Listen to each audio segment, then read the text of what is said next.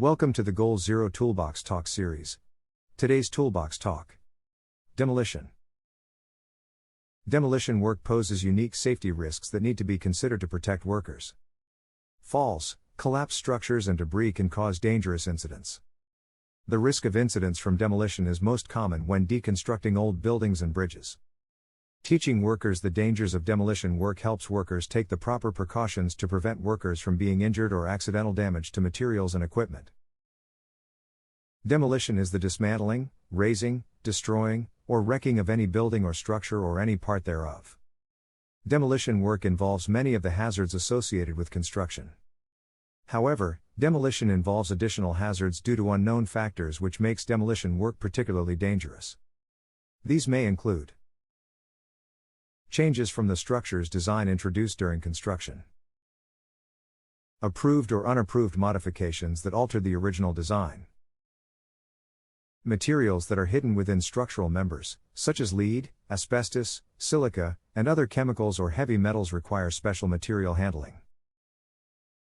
Unknown strengths or weaknesses of construction materials, such as post-tension concrete. Hazards created by the demolition methods used. To combat these, everyone at a demolition worksite must be fully aware of the hazards they may encounter and the safety precautions they must take to protect themselves and their employees. Demolition hazards are addressed in specific standards for the construction industry. Plan to get the job done safely. Proper planning is essential to ensure a demolition operation is conducted with no accidents or injuries. This includes, but is not limited to, an engineering survey completed by a competent person before any demolition work takes place. This should include the condition of the structure and the possibility of an unplanned collapse. Locating, securing, and/or relocating any nearby utilities.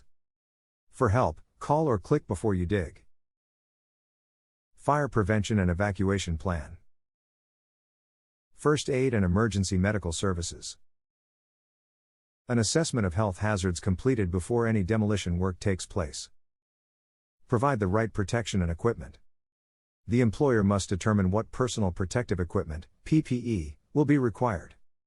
In demolition operations, PPE may include eye, face, head, hand, and foot protection, respiratory protection, hearing protection, personal fall arrest systems, PFAS. Other protective clothing, for example, cutting or welding operations. It is not enough to provide PPE. Employees must be trained on the selection, use, fitting, inspection, maintenance, and storage of PPE. Train all employees about hazards and how to use the equipment safely.